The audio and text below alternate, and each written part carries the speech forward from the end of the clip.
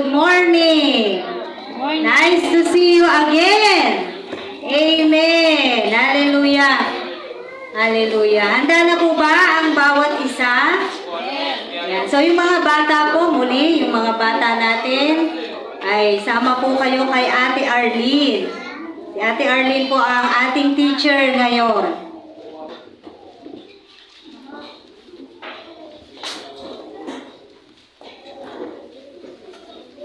Amen.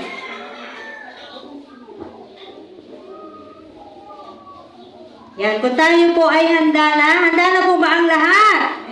Amen. Kahapon pa. Yan, tayo po ay handa na, tayo po ay manalangin na. At panatilihin po natin ang ating pong paggalang at pagrespeto sa presensya po ng ating Panginoon dahil tayo po ay nasa oras ng ating pagsamba sa ating buhay na Diyos. Amen. Amen. Hallelujah. Sige po, tayo po'y manalangin na. Minsan pa, Panginoon, kami nagpapasalamat sa iyo, kami nagpupuri, O Diyos, sa iyong kadakilaan, sa iyong kabutihan, sa aming mga buhay. Salamat at meron kaming buhay ngayon na nagagamit namin. Itaas ang kamay namin. Pumalakpak kami, Panginoon. Ang lahat ng ito, Panginoon, ay para mapapurihan ka at mabigyan ng kadakilaan ang iyong pangalan, O Diyos. Nawa, Panginoon, palagi po ito ang dalangin ko. Na nawa, Panginoon, yung layunin kung bakit kami naririto sa araw na ito, sa araw ng pagsamba.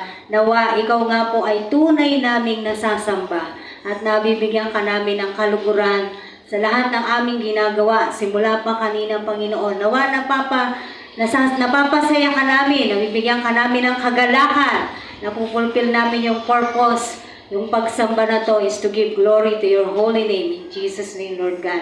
Thank you, Lord God. At Panginoon, ikaw na po ang bahala sa bawat isa. Kumilos ka nga po at maghari sa lugar na to, O Diyos. Ang banal na Espiritu, patuloy na kasama po namin at naniniwala po kami na hindi mo po kami iniiwan, na pinababayaan man. Kung aming dalangin sa iyo sa pangalan mo, Panginoong Jesus. Amen! Amen! Hallelujah! Amen. So sa umaga po na to ay sabi nila merong verse in the Bible na pinaka nakakatakot. Yan. Pero iba-iba po sila ng sinasabi kung ano pong verse yung pinaka nakakatakot. Pero marami po ang nagsasabi base sa ginawa ko pong pag-research, maraming nagsasabi na itong verse natin ngayon ang siyang pinaka nakakatakot, most scariest verse in the Bible. Bakit po kaya? Bakit siya pinaka nakakatakot? Tingnan po natin yung ating pag-aaralan ngayon. Nasa Matthew chapter 7, verses 21 to 23. Yan. Buksan po natin yung ating mga Bible para mabasa din po ninyo yung ating pong pag-aaralan. Mateo 7. Matthew chapter 7, verses 21 to 23. Nandyan na po kayo? Nakita? Basahin po natin. Hindi lahat ng tumatawag sa akin, Panginoon, Panginoon, ay papasok sa kaharian ng langit, kundi yaon lamang sumusunod sa kalooban ng aking amang nasa langit. Pagdating ng huling araw, marami ang magsasabi sa akin, Panginoon, nangaral po kami at nagpalayas ng mga demonyo at gumawa ng mga kababalaghan sa inyong pangalan. At sasabihin ko sa kanila, kailan may hindi ko kayo nakilala. Lumayo kayo sa akin, mga mapaggawa ng masama. Salamat po sa pag-aaralan namin ngayon, O Diyos. Hindi mo po ito binigay upang matakot kami. Kung hindi, binigay mo to upang patuloy na bigyan kami ng babala at paalalahanan mo po kami, God, sa kung anong nararapat na magiging pagtugon po namin sa buhay na to, sa mundo na to, O Diyos. Salamat po. Amen. Yan. Sabi po rito, hindi lahat ng tumatawag sa akin, Panginoon, Panginoon. Maliwanag po, di ba? Nabasa po natin, ay papasok sa kaharian ng langit. So, hindi lahat. Kaya huwag tayong magkakampante. Sinasabi mo, ako naman ay tumatawag sa Diyos. Di ba maraming nagsasabi ng ganyan? Yakagin mo sumamba. Ako naman ay hindi nakakalimot. Ako naman ay tumatawag sa Diyos. Di ba yan ang mga sagot po nila, no? Kahit saan ka naman ngayon, basta manalangin ka, okay lang. Yan na po ang mga sagot ng mga tao ngayon. No? Pero maliwanag na sinasabi dito sa Biblia, hindi po ako ang nagsabi. Hindi lahat ng tumatawag sa akin, Panginoon, Panginoon, ay papasok sa kaharian ng langit. Kaya kahit na po tayo ay tumatawag ng Panginoon, Panginoon, kung hindi mo naman sinusunod ang kalooban ng Amang nasa langit, makakapasok ka ba sa kaharian? Sagot po kayo. Base dito sa sinasabi ng Biblia, hindi. Kaya kahit na sabihin mong nagdadasal naman ako, pare-pareho lang naman yan. Di ba? Mga sagot nila yan eh. Kahit saan ka naman sumimba, pare-pareho lang yan. Si Jesus pa rin ang Diyos. Wag ho tayong padaya sa mga gano'n na pare-pareho lang yan. Amen. At wag ho tayong magkakaroon ng lakas ng loob din. O yung sinasabi ko nga kanina na kampante ka na, basta ako nagdadasal, basta ako hindi ako gumagawa ng masama, basta ako wala akong tinatapakan tao. Yan na po yung mga katwiran ngayon ng mga tao at naniniwala sila they are already a good person and they deserve to be in heaven. Amen. Ito nga sinasabi rito anong ginawa ng mga hindi kilala ng Diyos? Panginoon, nagpalayas kami ng demonyo. Di ba? Hindi po biro ang ginawa ng mga tao na to. Ano ba sabi? Panginoon, nangaral kami. Nagpalayas kami ng demonyo. Gumawa kami ng mga kababalaghan sa pangalan mo. Yun naman pala bakit di sila kilala ng Diyos? Sabi rito ng Panginoon, lumayo kayo sa akin. Sabi niya, kailan may hindi ko kayo nakikilala o nakilala, lumayo kayo sa akin, mga mapaggawa ng masama. Amen. Ito yung sinasabi. Nakita nyo na po yung sagot kung bakit siya most scariest verse in the Bible. Baka kasi, akala ko, okay ka. Pagdating ng kaharap mo na yung Diyos, baka bigla sasabihin sa'yo ng Diyos, sino ka? Lumayo ka sa akin. Hindi kita kilala. Surprise! Hindi ka pala kasama. Amen? No? Magulat ka. Akala mo okay ang lahat sa'yo. Yung buhay mo dito sa lupa, okay ang lahat. Baka bigla magulat ka na lang. Kasi kiniklaim mo that you are a Christian, but then again, these people who do miracles are also Christians. These people who preach the Word of God in Jesus' name are also called themselves what? Christians. Ingat tayo din sa sinasabi mong Kristiyano ako. Sigurado na ang kaligtasan ko. Kung hindi ka naman sumusunod sa kalooban ng tunay na Diyos, anong pinanghahawakan po natin na talaga ang isang tao hindi ka na magugulat o ang tao hindi na magugulat pagdating ng araw na tayo ay haharap sa ating Panginoon, no? Yung kasi yun surprise, akala mo dito ka sa loob, sa labas ka pala. At yun talaga, nakakatakot talaga yun. Amen. Mga kapatid, nawa itong mga pinag-aaralin natin na to ay hindi lang siya naririnig. Ano hong nararapat? Pinakikinggan. Yung pinakikinggan, inuunawa. Bakit? Ito po ay bigay ng Diyos sa atin ngayong araw na to bilang babala sa ating lahat. Walang exempted.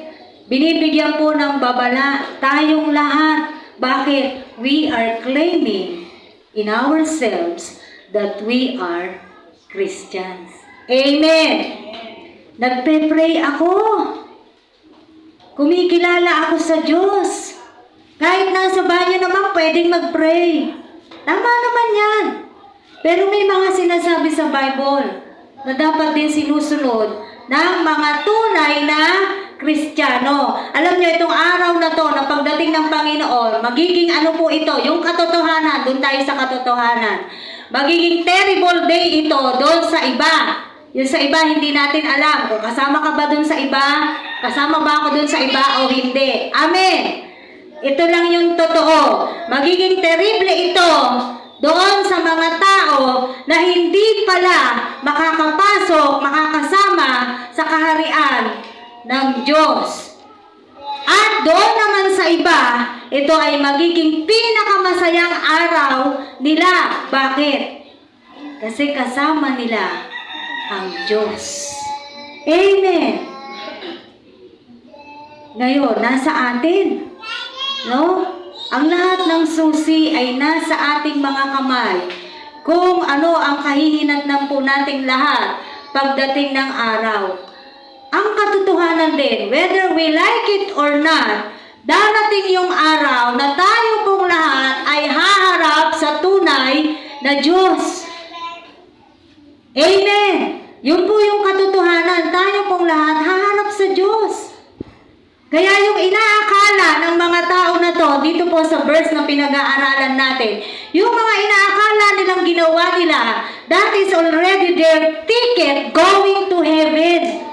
Pero it turns out what? It turns out worthless and useless. Wala palang kwenta. Bakit? Simula pa lang, sabi na ng Diyos, kailanman hindi ko kayo nakilala. Ano sinasabi mong gumawa ka ng kababalagan? Ano sinasabi mong nangaral ka at nag-share ka ng Word of God? Hindi nga sila nakilala ng Diyos eh. So merong kinikilala ang Diyos. Amen! Ito yung dapat din na binibigyan din po natin ng value sa ating mga sarili. Kilala ka ba ng Diyos? Kinikilala ba ako ng Diyos? Dahil meron siyang hindi kinikilala. Kahit pa sabihin mong gumawa ako nito, gumawa ako nito, gumawa ako nito, magaganda naman yung ginawa nila. Sinong makapagsasabing hindi maganda yung ginawa nila? Amen? Pero hindi po yun yung ticket to heaven. Hindi pala yun. Bakit? Anong salita sa kanila ng Diyos? Lumayo kayo sa aking mga mapaggawa ng masama. Sa tingin ng Diyos, masama. Bakit kaya? Mamaya po, we will go on with our malalaman natin bakit hindi sila kinilala ng Diyos. At sinasabi pa ng Diyos na sila ay masama. Mapaggawa sila ng masama. Bakit? Their works were done for their own glory, not for the glory of God. Yung mga gumagawa po ng himala, di ba lagi naman nilang sinasabi, ginawa nila yon o nagagawa nila yon dahil sa Diyos. Lagi nila yan sinasabi. Tama po ba? Lahat ng, talaga namang may himala ang nagaganap sa mundo na to. Walang nag-claim na yung himala nila ay hindi galing sa Diyos. Lahat ng nakakagawa ng himala, sinasabi nila, yon ay dahil sa Diyos. Ang tanong, sinong Diyos? Sino yung Diyos nila? At bakit sila nakagawa ng himala? Amen. Yung mga nakakapagpagaling ng may sakit daw, diba? Kaya nga pinupuntahan sila ng maraming tao. Yung naging viral, ewan ko ano nang nangyari sa kanya ngayon na pastor, pangalan nun Joy? Diba? Nakakapagpagaling daw siya. Nasaan na siya ngayon? Diba? Sumikat siya, panandalian. Pero dikit ko na alam ano na pong nangyari sa kanya. So, pwede naman, nagaganap po ang mga bagay na to. But, their works were done not for the glory of God, but for their own glory. Kahit na sinasabi nila sa harapan ng mga tao, papuri sa Diyos, pero sa totoo, sa kanilang kaloob-looban, nagkakaroon sila ng pride, ang galing ko. Kundi dahil sa akin, hindi ka gagaling. O, diba? Inangkin na Yung kaluwalhatian na dapat sa Diyos yun. Inaangkin na po nila. And who are these unfortunate people? Sabi rito, sino-sino ba tong mga tao na to? Marami sila. They are many. Why? Kasi tandaan nyo rin, nakasulat din dito sa Mateo, maluwang ang daan patungo sa kapahamakan at makipot lamang ang pintuan patungo sa buhay. Doon sa maluwag ang daan, nandyan lang sa Matthew 7:13, marami ang dumadaan sa maluwang na daan. Amen. Marami. Ba't pa ba ako pupunta dyan? Layo-layo. Amen. Yung iba, sa totoo lang po, nung pandemic, nag-online tayong lahat ng gawain. Tama. Kasi bawal tayong lumabas, bawal tayong magtabi-tabi, bawal tayong magkita-kita. Ang naging disadvantage po nun, yung mga tao na sanay sa online. Karamihan, kahit po yung mga Catholic, may misa naman sa doon na lang sila. Ang katwiran nila, dito na lang. May misa naman sa TV, sa internet, doon na lang din. Yun yung naging disadvantage nun. Yung mga tao, ayaw nang pumunta sa church para sumamba. Ano ang sabi ba ng Diyos? Yun nga, balikan natin yung history. Bakit ba inialis ng Diyos ang mga Israelita sa kamay ng Paraon? Bakit? Wala lang? Gusto niya lang? Hindi ba alam natin ang sagot? Para sila ay makasamba. Ganon kahalaga sa Diyos ang sambahin siya. Tapos sasabihin ng tao ngayon, okay na to, nagpe-pray naman ako. Amen. Tumatawag naman ako. Di naman ako nakakalimot sa kanya. Ayan, magagandang sagot, di ba? Di naman ako nakakalimot sa kanya. No? Bandang huli, sa darating na panahon, magkakagulatan na lang. Doon sa mga patuloy na gumagawa po niyan at sumasagot ng mga ganyang bagay, kapag yayakagin mo na sumamba sa Panginoon, doon na lang magkakaalaman. Amen. Kaya habang ngayon na binibigyan pa tayo ng pagkakataon ng Panginoon, malakas ka pa naman. Bata ka pa naman. Amen. Sino na dito matanda na? Wala, di ba? Malakas ka, bata ka. Ano't hindi makapunta sa iglesia? Amen. No? So, itong mga unfortunate people na to, marami po sila kasi pinili nila yung maluwag na daan dahil ayaw nila ng nahihirapan. Yung mga taong pumipili sa maluwag na daan, mas pinaprioritize nila yung gusto ng kanilang sarili. Mas sinusunod yung sarili, yung gusto ng kanilang laman. Amen. Hindi mapaglabanan. And kanina, sinabi ko rin, itong mga tao na to, na sinasabi rito na hindi kilala ng Panginoon, hindi po sila unbeliever. They are Christians. Amen? Why? They work their works in Jesus' name. Lahat ng ginagawa nila sa pangalan ng Panginoong Yesus. They pray and heal in Jesus' name. They preach and teach in Jesus' name. They build huge churches in Jesus' name. Lahat yun in Jesus' name. Sa pangalan ng Panginoong Yesus. They claim that they have relationship with the Lord. Pero ba't hindi sila kilala ng Diyos? Anong sabi? Sa iba pong mga version, makikita po natin, sinasabi ng ibang version, "Depart from me, you wicked." Wicked. Pag sinabi ka sa Bible na wicked ka, napakasama mo. Amen. Yung sa iba naman, lawlessness. Kayong mga walang batas. Ayan. Yun po yung sinasabi sa ibang mga version. Ito sa Tagalog, lumayo kayo sa akin, kayo na mga mapaggawa ng masama. Bakit? Dahil ang kanila nang parang naging Diyos na yung kanilang sarili. Kahit na sinasabi nila lahat ng ginagawa nila in Jesus' name, sa totoo lang, hindi naman po talaga.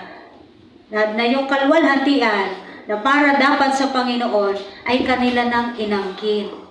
Kaya mga kapatid, kung gumagaling man tayo sa larangan ng pagkakatawag ng Diyos sa atin, praise God! Amen! Pero hindi mo dapat angkinin yung kalwalhatian na yon dahil sa magaling ka talaga. Actually, hindi. Kung hindi naman sa Diyos, hindi ka naman din gagaling. Amen. No? True believers, yung mga tunay na mananampalataya, yung mga makakapasok sa kaharian ng langit, sila po yung mga tinatawag na true believers. They are the good trees that has good fruit. Katulad ng pinag-aralan natin ng linggo, na kailangan nakaupong tayo sa puno para mamulaklak ka, magkaroon ka ng dahon hanggang sa ikaw mismo, magkaroon ka ng sarili mong bunga. And yun po yung tinatawag nating tunay na mananampalataya. Meron tong magandang bunga sa kanyang buhay. At ang tunay na tupa ng Diyos, hinahanap ang Diyos. Ang tunay na tupa ng Diyos, alam niya yung tinig ng amo niya. Diba sabi sa John, yung tunay na tupa ng Diyos, kilala nila yung boses nung kanilang shepherd. Ano po? Kilala nila. Parang yung mga alaga nating hayop. Diba marinig? Minsan motor pa lang, alam na nila. Papa ko yun. Sa ano nila? Yung mga aso, mga pusa.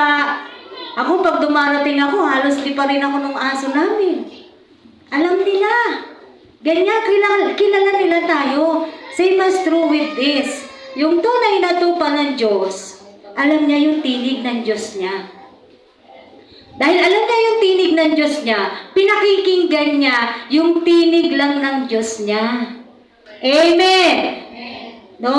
Basahin po natin yun, nasa John, hindi na po natin pupuntahan. Pero doon nakasulat.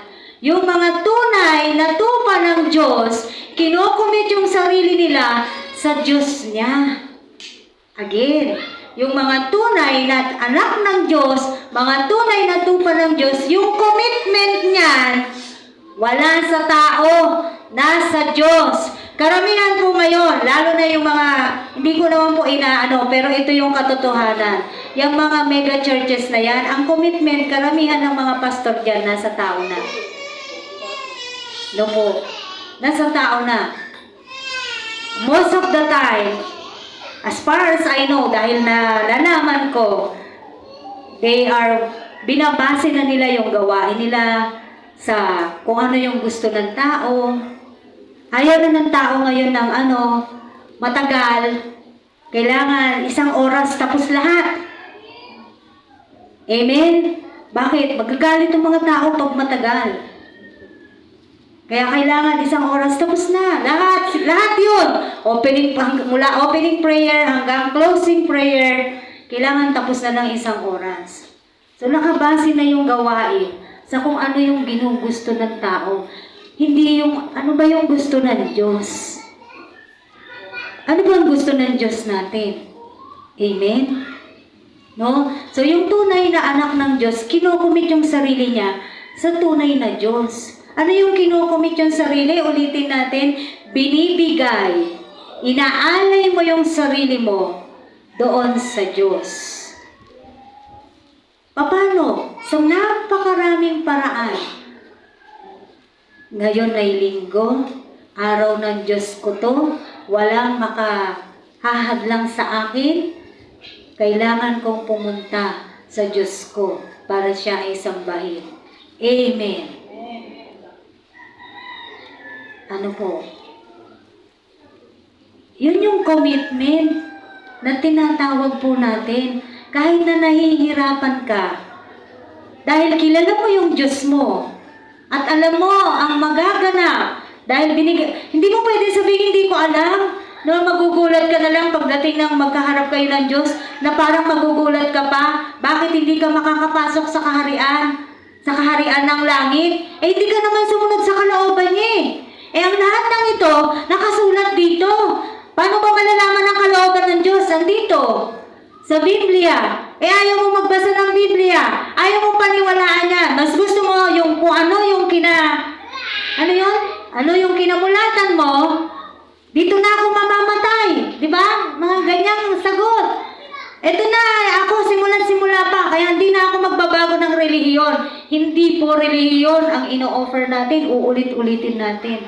We do not offer religion. Why? Walang relihiyon na makapagliligtas sa atin. Tandaan niyo yan, mga kapatid. Walang nakasulat sa Biblia na kapag ganito yung relihiyon mo, maliligtas ka. Wala! Ang nakasulat sa Biblia, si Jesus, ang daan sa kaligtasan. Si Jesus ang buhay. Si Jesus ang katotohanan. Yun ang nakasulat sa Biblia. Wala kang mababasa doon na pag ganito yung religion, maliligtas. Walang relihiyon na maliligtas. Makapagliligtas po sa atin kung hindi ang Panginoong Hesus lamang. Huwag din tayong padadaya sa mga ganon. Amen. Dito po tayo magbabase sa kung ano yung nakasulat sa Biblia, kung ano yung totoo, kung ano yung mabuting balita, kung ano yung gospel. Dahil yun ang salvation. Amen. So kapag tunay kang anak ng Diyos, kahit nahihirapan ka sa schedule mo, you're still committing yourself to the Lord. Ay, may gawain kami eh.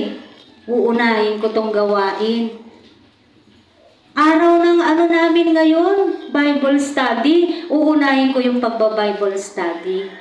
Kasi pwede naman yung ibang bagay later on sa ibang mga bagay. Ano sabi ng Mateo 6:33? Sige nga, balikan po natin. Balik-balikan natin. Anong sabi? Kahit memorize na natin, minsan hanggang memorize lang ng tao ang mga verses. Pero anong sabi? In the end, kailangan sinasagawa. Matthew chapter 6 verse 33. Ngunit pag sumakitan ninyo ng higit sa lahat, ang pagharian kayo ng Diyos at mamuhay ng ayon sa kanyang kalooban at ipagkakaloob niya ang lahat ng kailangan ninyo. Mas maganda po siya sa may English ka. Yes.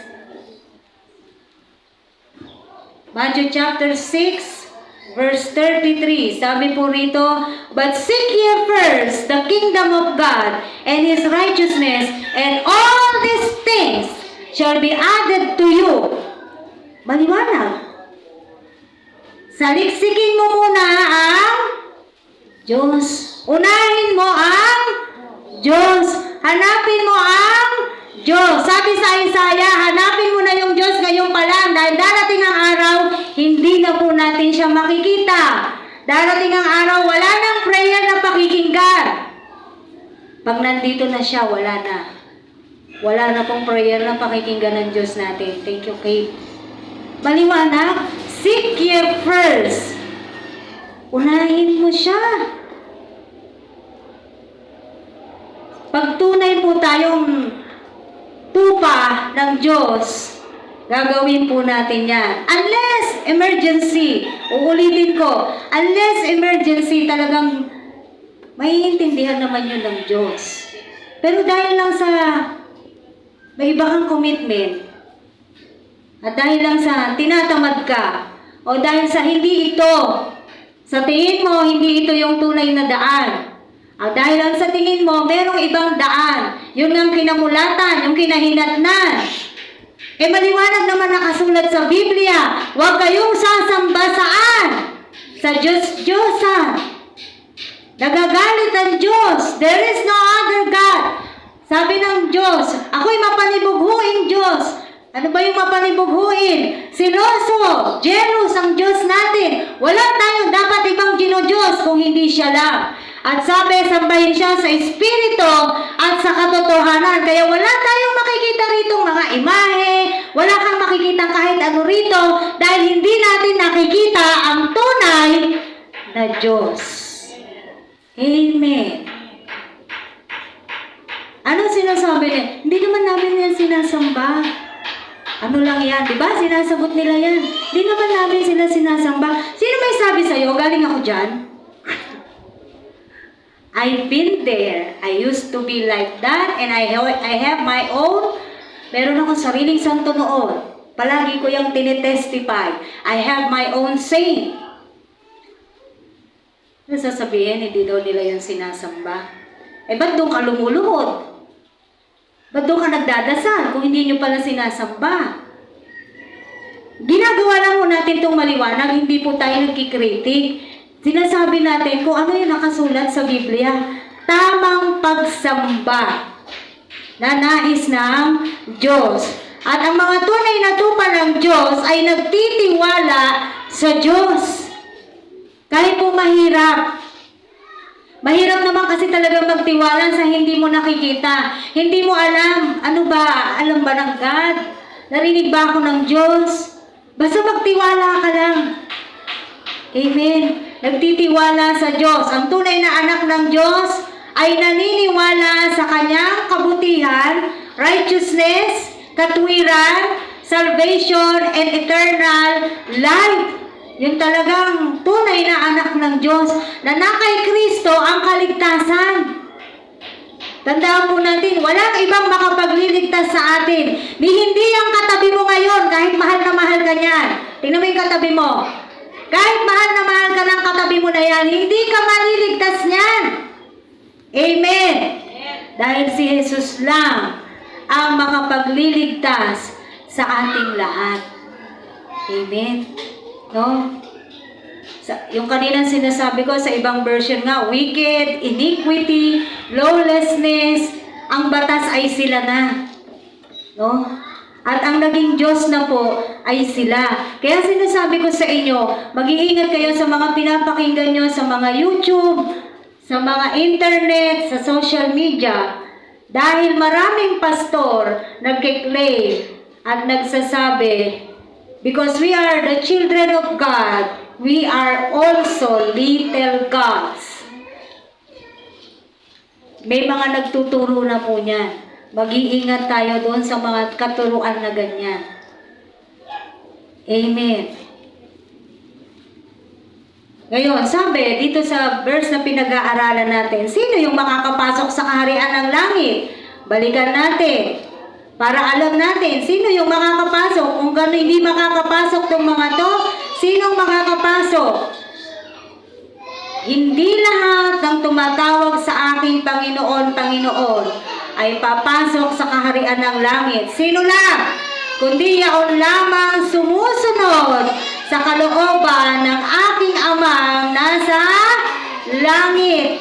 Ngayon, maliwanag. Alam na po natin. Sino lang ang makakapasok sa kaharian ng langit? Yun lamang sumusunod sa kalooban ng Diyos. Ngayon natin malalaman yung kahalagahan ng mga sumusunod at saka hindi sumusunod. Amen. Ito yung dito natin makikita yung difference nung sumusunod at saka hindi sumusunod. Ngayon natin mabibigyan ng halaga yung pagsunod sa Diyos. Kaya mga kapatid, kung ikaw ay sumusunod sa Diyos, i-treasure mo yung moment na yan na nakakasunod ka sa Diyos at ipagpatuloy natin hanggang sa Kanyang pagdating. Amen. No? Kasi yun yung tunay na kaparaanan kung paano makakapasok sa kaharian ng langit. We have to value the obedience to God. Yung pagsunod sa Diyos, bigyan po natin ng halaga. Huwag po natin siyang baliwalain. Huwag natin siyang ignorahin. Pag may sinabi na kautusan ang Diyos, anong dapat natin gawin? Sumunod. Sundin po natin ang ating Diyos. Amen. Anong sabi? The greatest commandment, love the Lord thy God with all your heart, with all your soul, with all your mind, and with all your strength. Doon, sundin po natin yan. And then after that, love your neighbor as yourself. And then marami pa pong ibang nakapaloob na kautusan. Base dun sa dalawang kautusan na yon, na sinam up na lang, yun talaga yung general. Pero marami pang mga nakapaloob na kautusan doon. Pansinin mo, kung hindi ka makasunod sa simpleng bagay o sa simpleng utos ng Diyos, mahihirapan ka na talagang sumunod doon sa major na kautusan niya. Naintindihan po natin? Sa simpleng bagay, kung sa simpleng bagay hindi ka makasunod, lalo na kung medyo heavy na yung pinag-uutos ng Diyos, paano ka pa makakasunod? Amen? Ang sabi, paglingkuran mo ang Diyos mo, serve the Lord. Paglingkuran mo siya.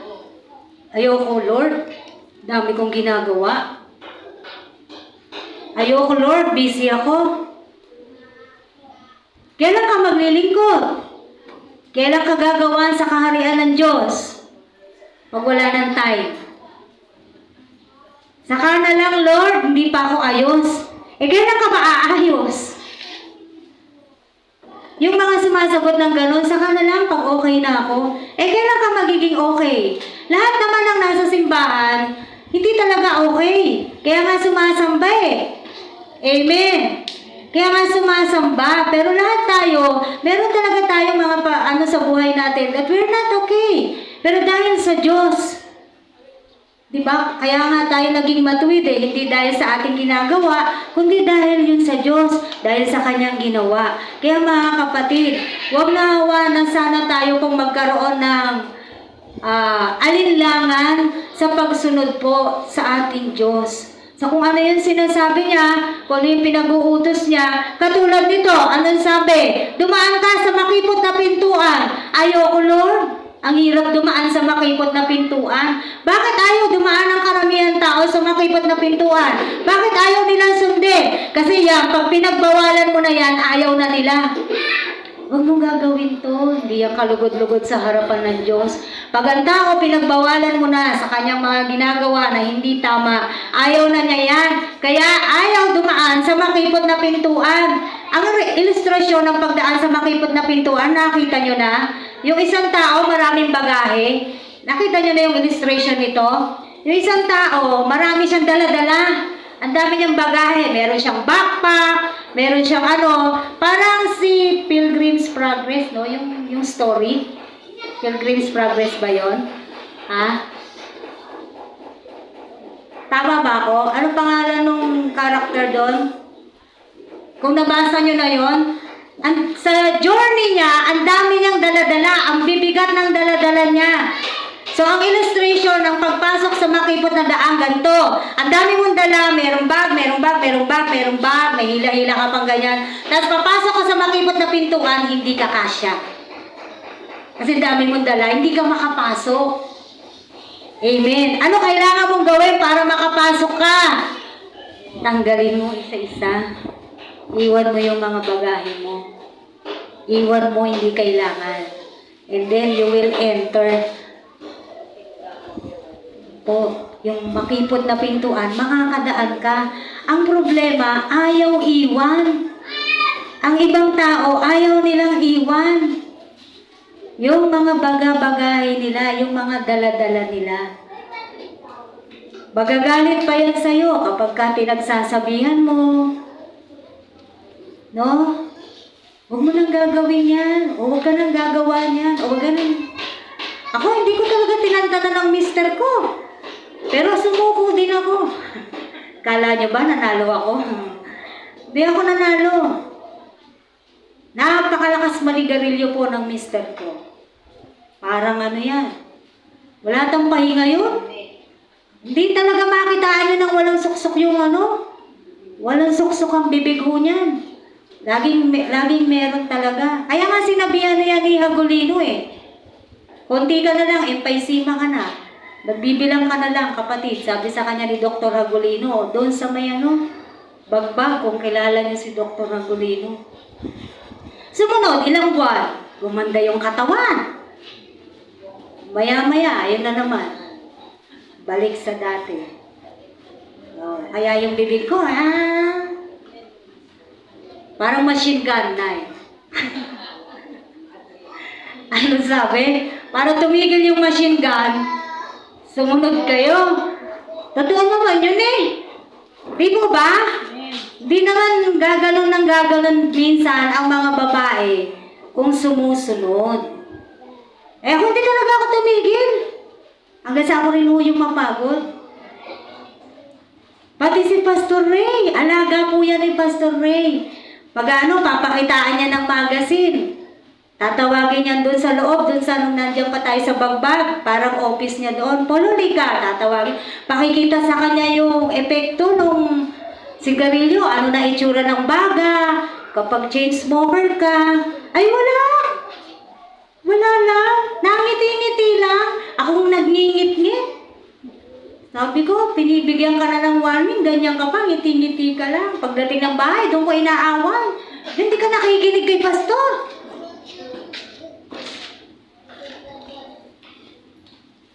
Pero ganun pa man, nanalo si Lord.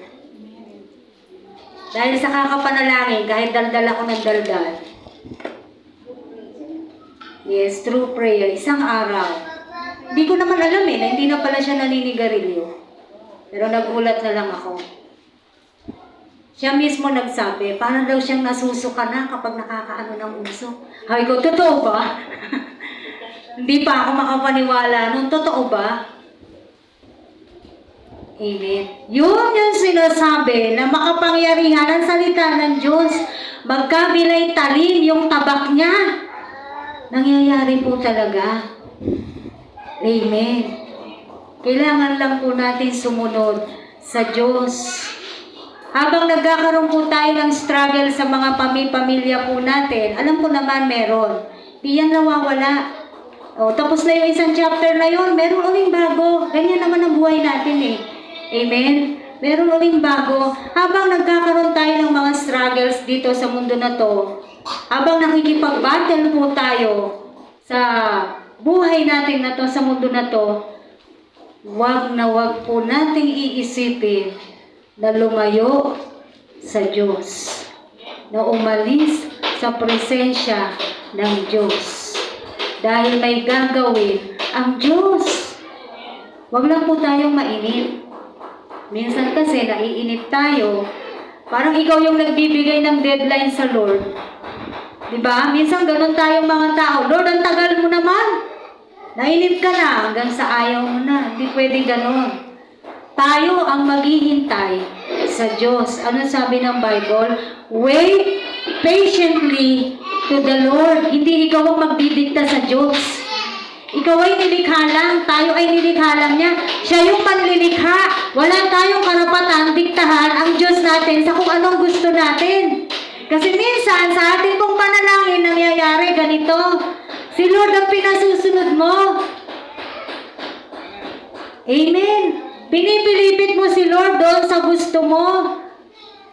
Pero hindi, dapat tayo yung nakikiusap. Sumasamo tayo sa Panginoon at humihingi tayo ng habag sa Diyos. Bakit siya yung Diyos, hindi po tayo? Minsan nangyayari, nagkakaroon na po ng pagpapalit. Ngayon, pagdating sa prayer, nakapagsabi ka na ng gusto mo. Pagkatapos mo sabihin yung gusto mo, anong ginagawa mo? Diba, tinatalikuran mo na si Lord? Bakit? Tapos mo na sabihin yung hinihingi mo, tapos mo na sabihin, hindi mo na siya pinakinggan. Parang ganito, natin kami sasabihin pa ako, malis na siya. Hindi ba ang sabi natin is prayer is what?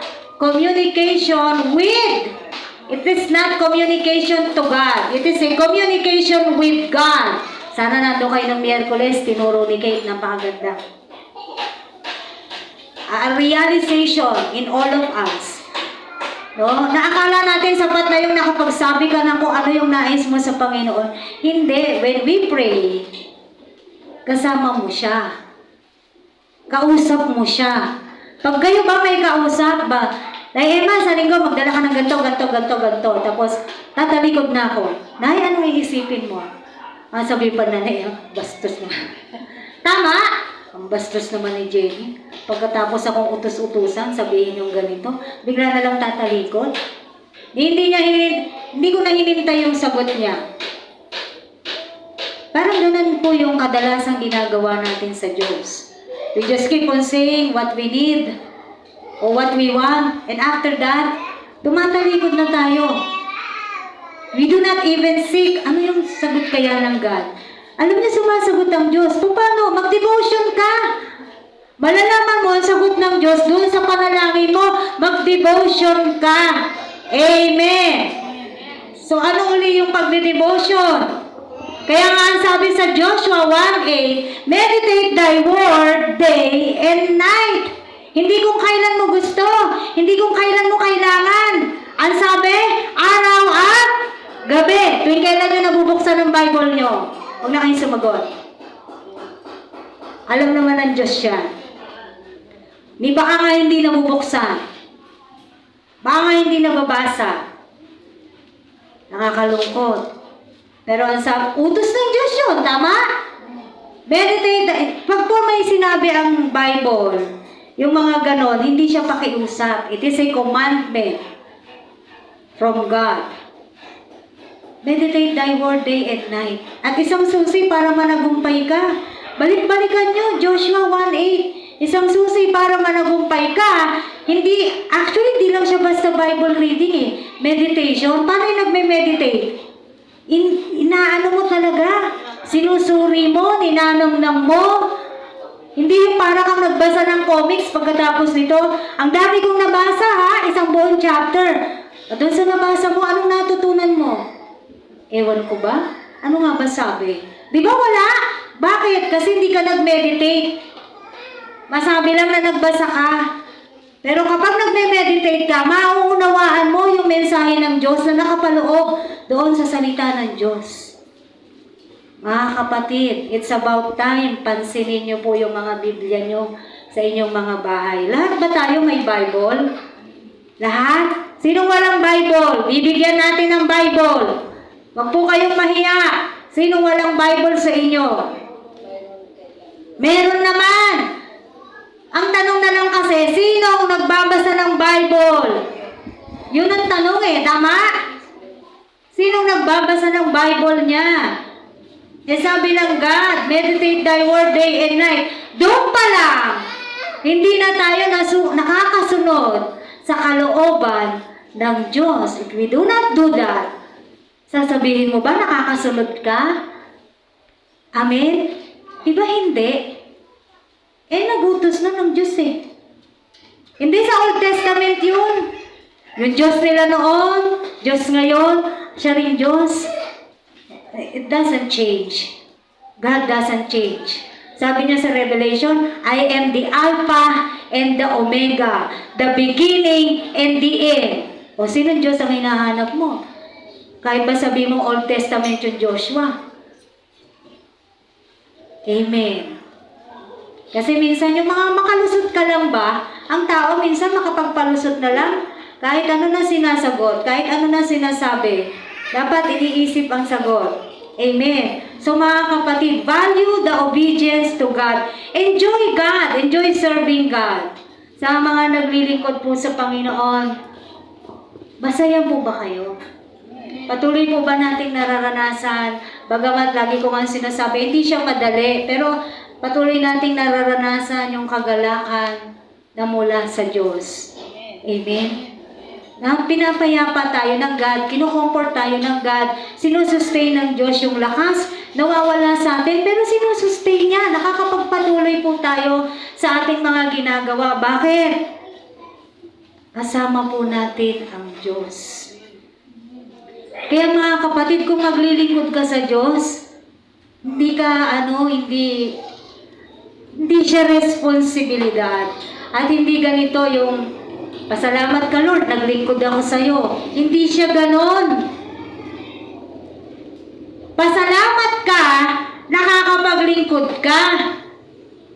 Tayong mga naglilingkod, ang dapat magpasalamat dahil nagkaroon tayo ng pribilehiyo na paglingkuran ang hari. Hindi yung, oh Lord ayan nagagawa na ako, parang gusto mo pang ipamukha sa Diyos kung ano yung mga ginagawa mo. Kung hindi man ikaw ang gagawa niyan, may iba siyang papagawain yan. Amen! Pero mas maganda na, kung tinatawag ka ng Diyos, nangungusap sa iyo ang Diyos, huwag po nating i-ignore yung calling ng God sa atin. Naniniwala po ako, kaya tayo naririto dahil tinawag tayo ng Diyos. No? Dahil merong mga salita ang Diyos sa ating mga puso na patuloy na nangingibabaw, patuloy na nabubuhay sa puso natin yung word na yon. Hindi mo ba naiisip, kapatid?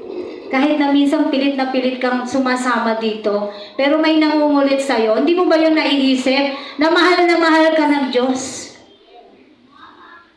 Amen. Kaya huwag kang magagalit doon sa nangungulit. Huwag kang maiinis doon sa nangungulit. Gana, sama ka na. Attend ka sa linggo. Pasalamat ka, may nangungulit. Darating ang araw, mawawala ang lahat ng ganitong gawain. Mangyayari po yan. Ipapasara ang mga ganitong gawain. Ngayon, pag sarado na, doon ka buksan niyo yung church, gusto kong umatin. Di ba? Hindi na, wala na. Kung kailan sarado, doon mo gusto kong umatin. Nung laging bukas yan, wala ka. Pinipilit ka pa. Parang ganyan. Kung kailan sarado na, saka mo sasabihin paglalaban mo. Ba't nung bukas, hindi mo pinaglalaban? Hihintayin mo pa ba yun? Hihintayin pa po ba natin yung pagkakataon na yan? Na kung kailan pagbawalan na ang lahat ng ganitong uri ng gawain? No? Isipin nyo na lang gano'n tayo kapalad dito sa Pilipinas. Malaya! Amen? Napakalaya po natin magpahayag ng salita ng Diyos. Kahit nga tumayo ka dyan, no? Magpahayag ka ng salita ng Diyos, walang babawal sa'yo. Pero pumunta ka sa bansang Saudi, sa bansang China, ewan ko kung di ka pugutan ng ulo. Tapos dito, dahil sa sobrang laya ng mga nagpapahayag ng salita ng Diyos, hindi na pinapansin. Doon naman, na hirap sila, gustong-gusto ng mga tao doon ng Word of God. Dito naman, ayaw. Kung kailan malaya, wala namang ano sa atin dito. Yun yung isang pagpapala na nandito tayo sa Pilipinas. At wala tayo dun sa mga bansa na kung saan pinagbabawal yung mga ganitong uri ng gawain. Makita lang na may hawak ka ng Biblia kung nandun ka sa mga bansa na yon, hindi ko alam, pero hinuhuli nila. Amen. Kaya bless po tayo dito, mga kapatid. Para sa panghuli nating verse, Matthew 7, 24 to 27. Baba lang po tayo doon sa verse natin kanina. Matthew chapter 7, verses 24 to 27. Kaya ang bawat nakikinig at nagsasagawa ng mga salita kong ito ay matutulad saan? Sa isang taong matalino na nagtayo ng kanyang bahay sa ibabaw ng bato. Umulan ng malakas, bumaha at binayo ng malakas na hangin ang bahay na iyon, ngunit hindi nagiba sapagkat nakatayo sa ibabaw ng bato. Ang bawat nakikinig ng aking salita, ito naman para sa isa pa, at hindi nagsasagawa nito ay matutulad sa isang taong hangal na nagtayo ng kanyang bahay sa buhanginan. Umulan ng malakas, bumaha, at binayo ng malakas na hangin ang bahay. Ano nangyari? Bumagsak ang bahay na iyon at lubusang nawasak. Amen. Ang sabi rito, sino ang itinuturing na matalino ng Biblia? Yung taong nakikinig at nagsasagawa ng salita ng Diyos. Dalawa yun hindi lang yung nakikinig. Huwag niyong paghihiwalayin yun. Taong nakikinig at nagsasagawa. Meaning, pag sinasagawa, sinusunod. Tama po ba? At para ka raw na nagtayo ng bahay sa bato. Yung bahay na ilustrasyon na ito, alam niyo ba? Kung sino ito? Tayo po ito. Tayo. Yung mga sarili natin na to. Anong ginagawa mo sa salita ng Diyos? Paano mo tinatayo ang bahay mo? Yung pundasyon ng sarili mo? Saan ka nakatayo ngayon? Ano ang pundasyon mo? Gawa ka ba sa bato o gawa ka sa buhangin? Sa buhangin, maganda yung magagawa mo. Dahil malambot, nakakapag-disenyo ka, madali, tama? Madali. Pero after nun, madali din siyang mawasak. Sa bato, matigas, malakas. Kaya nga sabi rito, dumating man yung bagyo, nakatayo pa rin yung bahay na yun. kapatid, lahat tayo may struggle sa buhay. Lahat tayo may pagsubok. Ngayon, doon nagkakaalaman, saan ka nakatayo? Saan ka gawa? Gawa ka sa bato o gawa ka sa buhangin? Bakit? Kung ikaw ay gawa sa bato, ikaw yung taong nakikinig at sinasagawa yung pinakikinggan mong salita. Amen. Ngayon, kung hindi naman, maaaring nandito ka, nakikinig ka, pero after mo nito, paglabas mo, wala lang. Amen. Akala ba natin wala itong walang dating sa Diyos? Lahat nga, alam niya Why? He is an all-knowing God. Huwag natin kakalimutan yan. Lahat alam ng Diyos. Kaya alam niya, kung after nito na narinig mo yung salita niya, alam niya kung tinatapon mo lang yung salita o hindi. Alam niya kung sinusunod mo o hindi. Sabi nga sa Santiago, hindi po natin maloloko ang Diyos. We cannot mock God. Amen. Sabi po sana tama ako ng pagka-remind sa sarili ko, Filipos 4:9.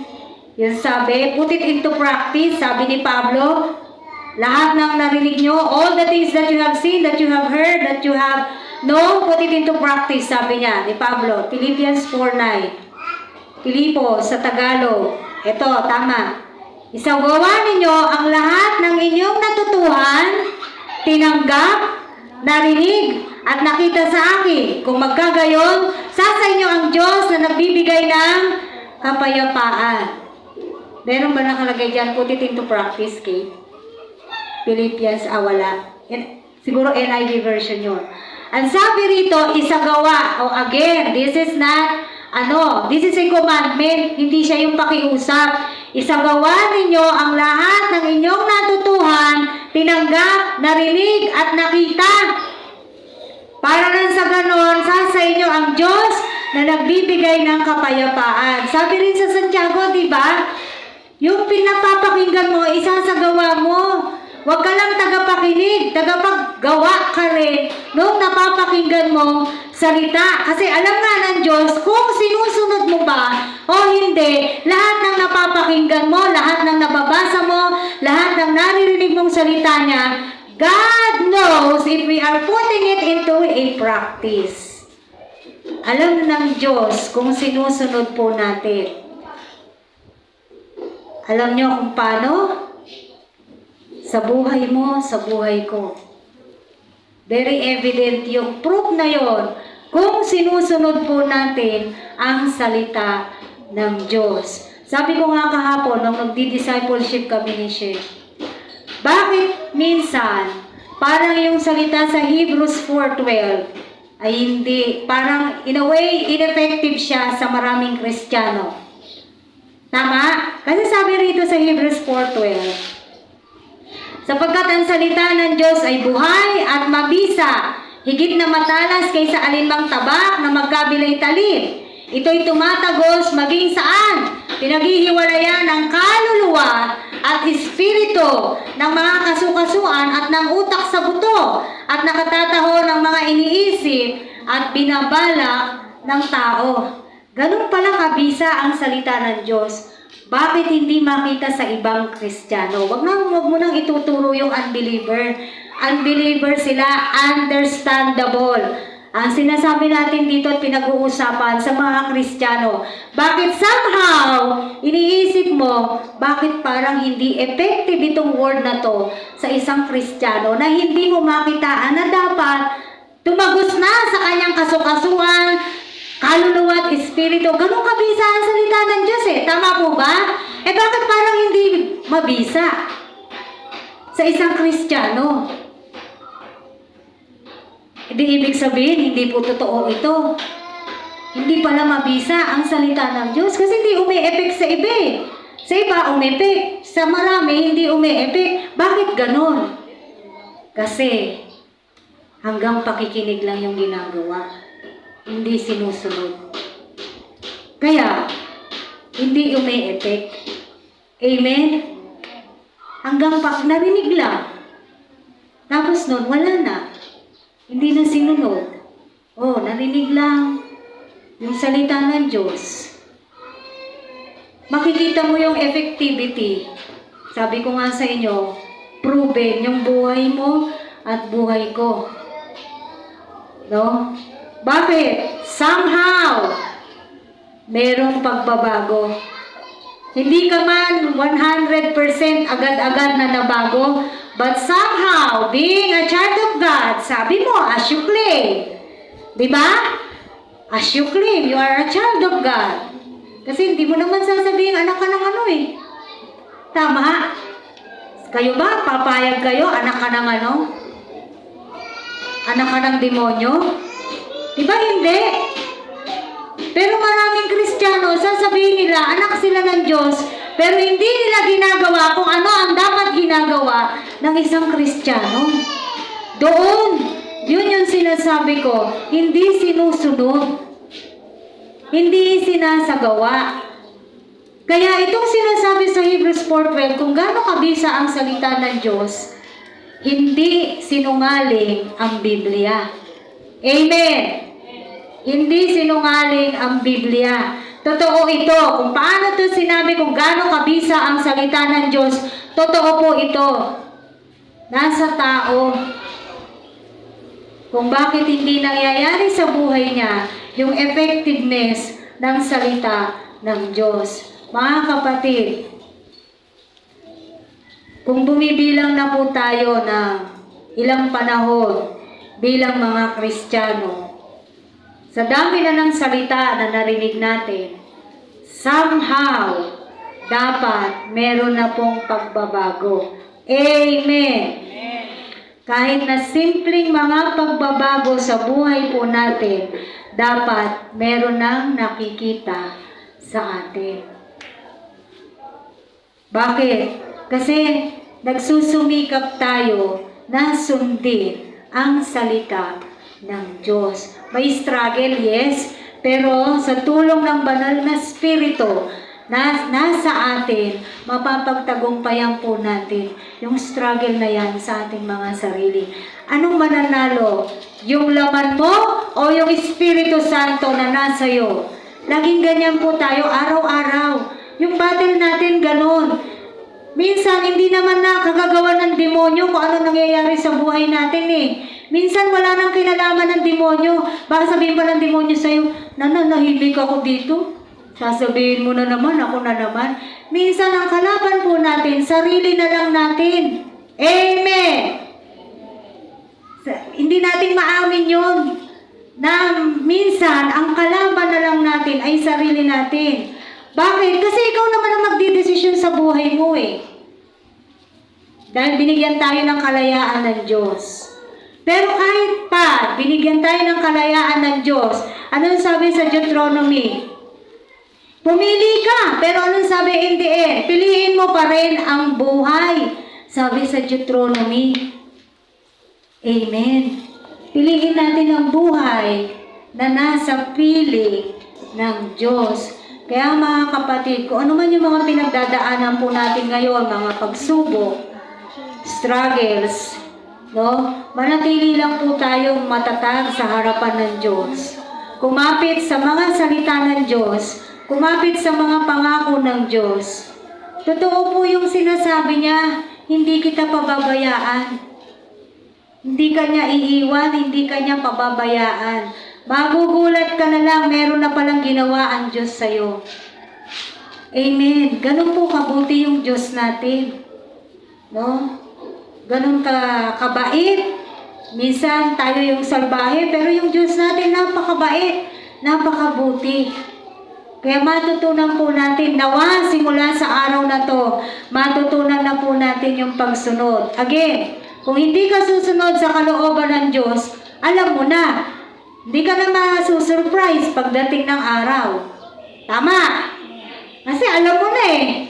Hindi ka naman sumunod eh. Ano pa bang parang gulat na gulat ka? Ba't hindi ako makakapasok sa kaharian ng Diyos? Eh bakit nagugulat ka? Eh ayaw mo ngang sumunod sa Diyos. Hindi ka na dapat magulat. Kasi yung ginawa mo dito sa lupa na hindi ka sumusunod sa Diyos, kaya nga binigay ito eh, bilang babala eh. Huwag tayong makampante sa sagot na okay naman kahit nasaan ako, pwede naman mag-pray. Kahit naman nasaan tayo nandun ng Diyos. Mga pandaraya po ng kaawayan. Amen. No? Eh kung gano'n pala, ba't niya pa sinabi, 6 na araw sa inyo, 1 araw sa akin. Kung pwede naman pala yung ibang araw. Di sana hindi na binigay yun. No. Minsan iisipin natin yung mga ganong pong bagay. Napakahalaga po sa Diyos yung pagsunod. Napakahalaga sa ating Diyos na makita niya na yung kanyang mga anak na nagsasabing anak sila ng Diyos ay talagang sumusunod sa Kanya. Dahil kung hindi, kahit pa sinasabi mong tumatawag naman ako, nagpe-pray naman ako, huwag mong kakalimutan to. Hindi lahat ng tumatawag sa akin, Panginoon, Panginoon, ay papasok sa kaharian ng langit. Ang isasagot niya pa sa'yo, kailan may hindi ko kayo nakikilala, lumayo kayo sa akin. Hindi ka na nga makapasok, pinalalayo ka pa ng Diyos. Gano'ng kasakit yun? Amen. Kahit ipilit mo yung sarili mo, pag hindi, hindi. Kaya dito pala, magsumikap na po tayo. Pag sumikapan natin na yung relasyon natin sa Diyos, ayusin po natin. Habang may panahon pa, darating ang araw, sinasabi sa Biblia, mawawala na ng panahon. Matatapos ang lahat ng ito. Sinasabi rin dyan sa Bible, mawawala, mapaparang ang lahat ng bagay. Anong matitira? Anong matitira? Mawawala ang lahat ng ito. Kasama tayo. Anong matitira? Salita ng Diyos. Amen. Kaya huwag na po natin hintayin yung panahon. Kailan pa yung gagawin? Kailan mo pa gagawin? Nakita niyo kung gano'ng kabilis yung panahon? Sinasabi ko nga sa kanila kahapon, magkakalahating taon na tayo. Sa 1 buwan, June na. Ganon kabilis ang panahon. Amen. Kaya dapat tayo, kumbaga ganito eh, sa akin, buhay na buhay talaga yung time is gold eh. Ayoko may nasasayang na oras as much as possible. Pag nag-usap tayo, ganitong araw, ganitong oras, laanan natin ang panahon nyo. Bakit? Kung merong isang bagay na hindi mo na maibabalik, panahon. Tama ba? Kahit mo pa sabihin mo, sana nung wala na, wala na, lumipas na yung panahon na yun eh. Kaya bawat araw mahalaga, bawat oras mahalaga, na merong binibigay ang Diyos sa atin na araw at oras at pagkakataon. Again, wag po nating sasayangin itong mga binibigay ng Diyos sa atin na to. Para nang sa ganun, pagdating ng araw, nakaharap ka ng Diyos, hindi ka na magugulat na hindi ka pala kasama o hindi pala ikaw makakapasok sa kaharian ng langit. Kasi lahat naman tayo, yan ang gusto natin. Yan ang ine-aim natin lahat. Amen. Gusto mo pala yan, gawin natin, sumunod tayo sa ating Diyos. Amen po ba mga kapatid? Kahit na minsan mahirap para sa atin, kaya nga sa pagsunod sa Diyos, kasama nga doon yung sinasabing sacrifice. Pagod ako eh, sacrifice. Amen? Alam mo, yung halimbawa lang huwag niyo po akong mami-misinterpret. Lahat po tayo napapagod. Tama. Pagod ako eh. Galing ako sa work. Natapat, linggo. Aatin ako o hindi? Yun yung laging struggle ng mga nagtatrabaho eh. Tama po ba? Struggle ng mga nagtatrabaho yan. Pero sikapin po natin na makasamba pa rin. Bakit? Pagdating mo naman dito, nakaupo ka lang naman eh. Tama po ba? O di na pahinga ka, o medyo aantok-antok ka, pero somehow, naririnig mo pa rin yung salita ng Diyos, nakasamba ka pa rin. Given yun, kasi yung physical body mo bumibigay.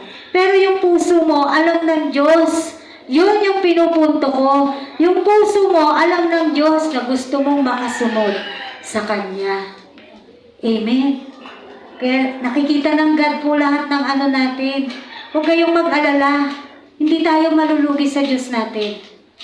Sa ngayon, nagsasakripisyo tayo. Pagdating naman ng panahon, yung bunga nito ng lahat ng mga sakripisyo natin, makakamtan po natin lahat ng bunga. Sabi sa Korinto, no eye has seen, no ear has heard what God has in store for us. Walang nakakaalam. Pero anong sigurado doon? Napakaganda ng pinlano ng Diyos sa kanyang mga tunay na anak. Amen. Kaya mga kapatid, pag sumikapan po natin na tayo pong lahat ay makasunod sa Diyos. Kahit na mahirap, may sakripisyo, magpatuloy lang po tayo. Nakikita po ng Diyos ang lahat ng ating mga pagsasakripisyo. Nakikita niya po yung ating puso. Hindi po bulag ang Diyos natin. At higit sa lahat, hindi siya manhid. Amen. Hindi siya manhid. Alam niya lahat yan. Nakikita niya po lahat yan. Alam mo, ibang matuwa ang Diyos. Pag natuwa ang Diyos, kahit hindi mo hinihingi, binibigay niya. Alam ko, karamihan sa atin nakaranas na po niyan. Minsan may mga bagay na hindi natin hinihingi, pero dumarating. Bakit? Di mo alam, natutuwa yung Diyos sa'yo.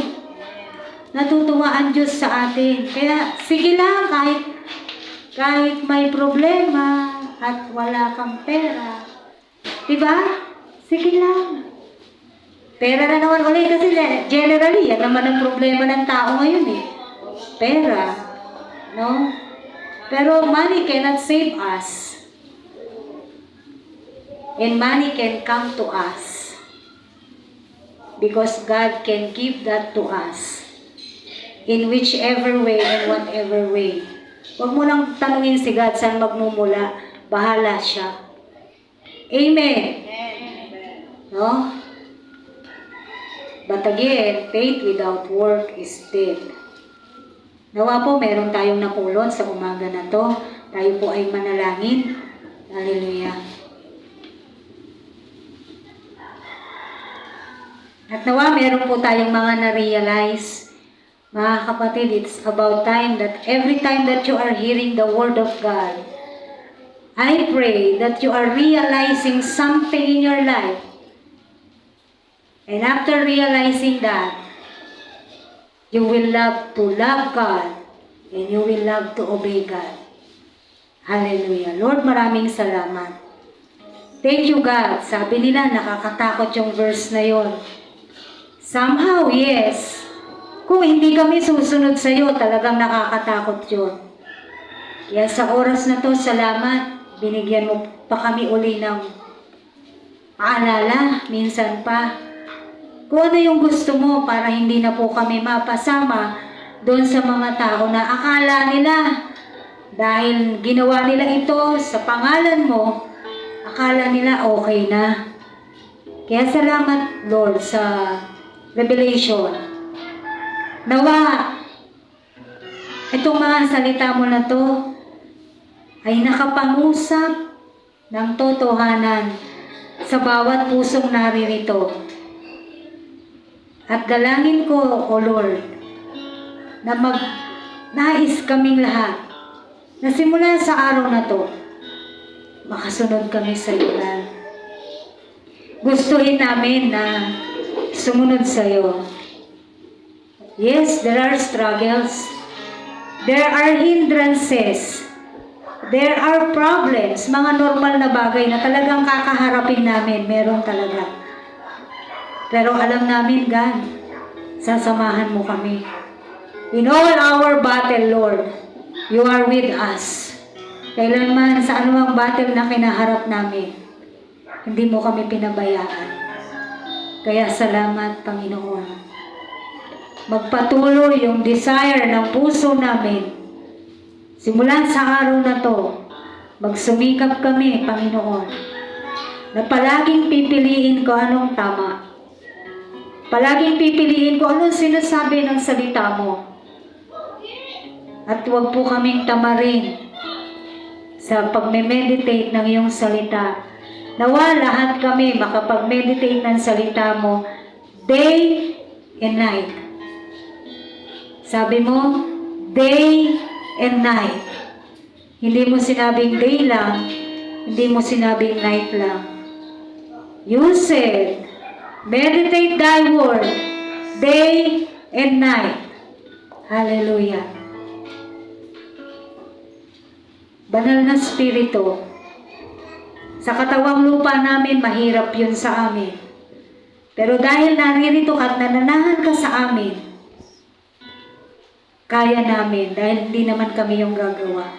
Ikaw yung mag-convict sa amin kung ano yung dapat namin gawin bilang sinasabi namin na kami ay Kristiyano, bilang inaangkin namin na kami ay anak ng Diyos. Bilang anak ng Diyos, nawa magampanan namin yung mga bagay na dapat ginagampan ng isang anak. Kaya tulungan at samahan mo po kami. Salamat, O Diyos, sa mga salita mo. Isang katunayan muli na mahal mo ang bawat isa sa amin. Kasi inaagaw mo kaming pilit doon sa mga bagay na pilit din naman kaming inilalayo sa iyo. Lord, kung ano man tong mga bagay na to, na pilit na naglalayo sa iyo, sa aking mga kapatid, sa bawat isa sa amin, Panginoon, kung ano man po ito, O God, winawasak po namin ito, O Diyos, sa aming panalangin sa oras na to. Nawa malagumpay palagi ang naisin ng Espiritu na nasa sa amin kaysa naisin ng aming laman. At higit sa lahat, masunod namin yung nasa Matthew 6:33 na ikaw ang unahin namin. Salamat ng marami, Panginoon. Purihin ka, O Diyos. Hiling namin ang pagsama at paggabay mo po sa amin sa araw-araw. In Jesus' name, Amen.